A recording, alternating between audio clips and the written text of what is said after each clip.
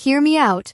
I waited 6 months for this moment, and it only took 5 minutes to ruin everything. I still remember the way my hands were shaking when I walked into class that morning, not because of a test, not because I was late, but because there was one empty seat left, and it was right next to my crush. Now, you might think that doesn't sound like a big deal, but when you're a teenager and you've spent half a year pretending someone doesn't exist while secretly thinking about them every single night, that empty chair feels like a trap. For context, my crush's name was Alex, not their real name, obviously, but if you've ever had a crush, you know the type. Quiet, but not awkward. Funny, but only when they felt comfortable. The kind of person who doesn't even try to stand out, but somehow everyone notices them anyway. I noticed them on the first day of school. They dropped their notebook, papers went everywhere, and instead of getting embarrassed, they laughed at themselves. That laugh stuck in my head for weeks. From that day on, I became really good at doing one thing, looking without being seen. I memorized the back of Alex's head. I knew which days they wore hoodies and which days they didn't. I knew their schedule better than my own, but we never talked. Not once. We were just classmates, strangers who sat 3 rows apart. Until that morning, when I walked into class late, the bell had already rung and everyone was already seated. The room was quiet in that awkward way classrooms get right after attendance. And then I saw it, that empty chair next to Alex. My brain immediately started yelling at me. No,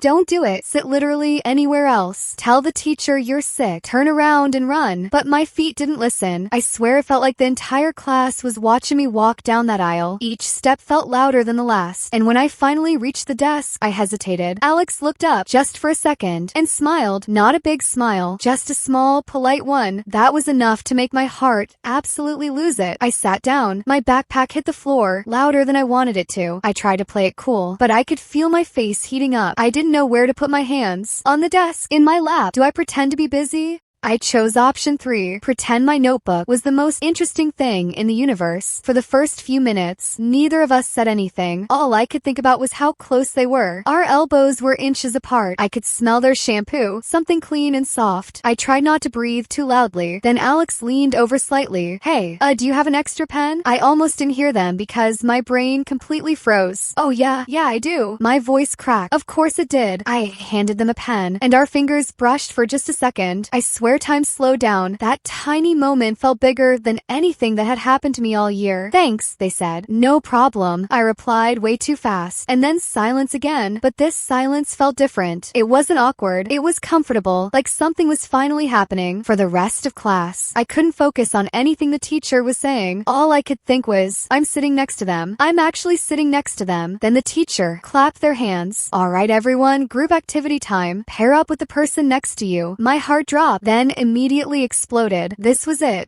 This was the moment every teen movie lies about. Alex turned to me. Well, I guess we're partners. And this time, I smiled back without panicking. We moved our desks together, shared the worksheet, started talking. Actually talking. It was easy, too easy. We joked about how confusing the assignment was. We argued playfully about the answers. At one point, we laughed at the same thing at the exact same time. I remember thinking, this feels unreal, like I was inside a dream I'd wake up from any second. Then the teacher walked by and stopped. Interesting pair, she said. Looking at our paper, you two seem to work well together. Alex laughed. I didn't know how to respond. The teacher walked away, and then Alex said something that made my stomach flip. You know, I've noticed you before. I froze. You sit behind me sometimes. They continued. You're always drawing in your notebook. I had no idea what to say. You're really good at it, Alex added. I had never felt more seen in my life. For the first time, I wasn't invisible. And that's when everything started going wrong, because when you feel too happy, too fast, life has a way of pulling the floor out from under you. About halfway through the activity, Alex leaned closer. Hey, can I ask you something kinda weird? Sure, I said, trying to sound normal. They lowered their voice. Is it true that you used to like someone else in this class? My heart stopped. I knew exactly what they were talking about. Months ago, I had a crush on someone different. It wasn't serious, just a dumb, short phase, but someone had spread rumors about it. I thought it was old news. I don't know, I said carefully. Why? Alex hesitated. Well, someone told me you still do. The room suddenly felt too bright. Who told you that? I asked. Alex didn't answer right away. Then they said a name, and my stomach dropped. It was my best friend, the person I trusted the most, the person I told everything to. I felt embarrassed, angry, confused. No, I said quickly. That's not true. Alex looked relieved. Oh, okay, good. I asked before I could stop myself. They looked down at the worksheet. I didn't want things to be awkward. Something about the way they said that hurt. Class ended a few minutes later. The bell rang, and suddenly everything felt rushed. People stood up, chairs scraped. The moment was over. Alex handed me back my pen. "Thanks again," they said. "Yeah," I replied. "Anytime." They walked out with their friends. I stayed behind. My head was spinning. At lunch, I couldn't eat. My best friend sat across from me, laughing like nothing happened. I wanted to scream. After school, I finally confronted them. "Why did you tell Alex that?" I asked. They blinked. "Told them what?" "About my old crush." They looked uncomfortable. "I thought it was obvious you still like them." "I don't," I said. "Not anymore." They shrugged. I didn't think it mattered, but it did, because rumors don't just disappear. They stick. The next day, Alex didn't sit next to me. They chose a different seat. I told myself it didn't mean anything, but it did. Days passed. We barely talked. The connection we had, that one perfect class period, felt like it never existed, until one afternoon, when Alex stopped me in the hallway. "Hey," they said quietly, "can we talk?" My heart raced. I just wanted to say, "I'm sorry if things got weird," they continued. "I didn't mean to pull away." "It's okay," I lied. They hesitated. "I actually wanted to sit next to you again." My breath caught. "But I didn't know if you wanted that." I looked at them, really looked, and realized something. Crushes aren't about perfection. They're about moments. And sometimes those moments get messy. "Yeah," I said. "I did." Alex smiled. Not the small, polite smile. A real one. And in that moment, I realized something important. Sitting beside your crush doesn't always lead to a perfect ending. Sometimes it leads to misunderstandings, embarrassment, rumors. But sometimes it leads to something real. And I'd sit in that chair again. Every single time. I thought sitting next to my crush was the hardest part. I was wrong. The hardest part was realizing I was never meant to stay there. After that hallway conversation, things felt different, but not in a good way.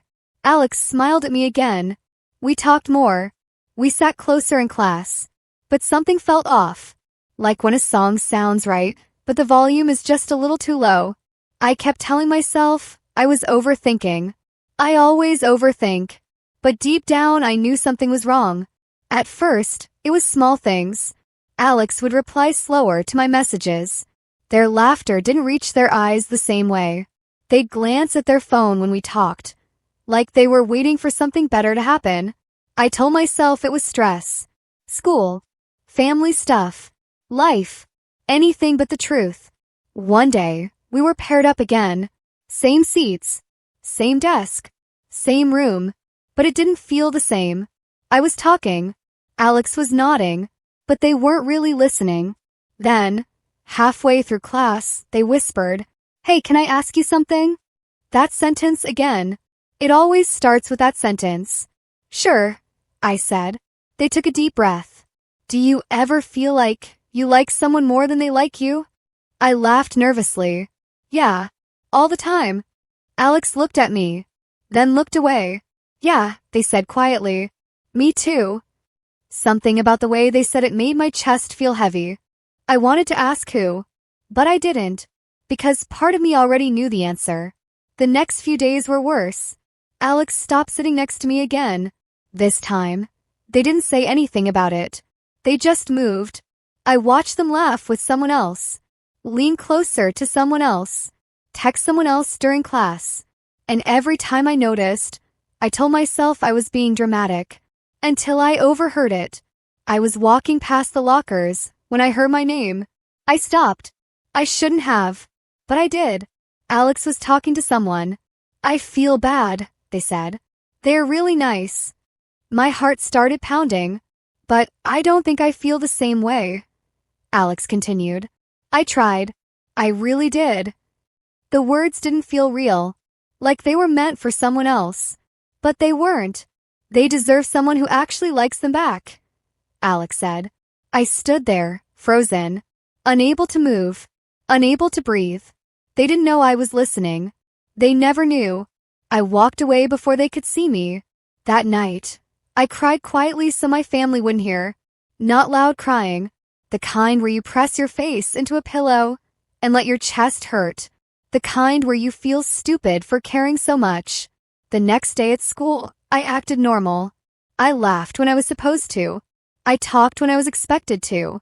But inside, everything felt hollow. Alex noticed. "Are you okay?" they asked. I nodded. "Yeah, just tired." They smiled. "Make sure you get rest." And that hurt more than if they had ignored me, because it meant they still cared, just not the way I wanted.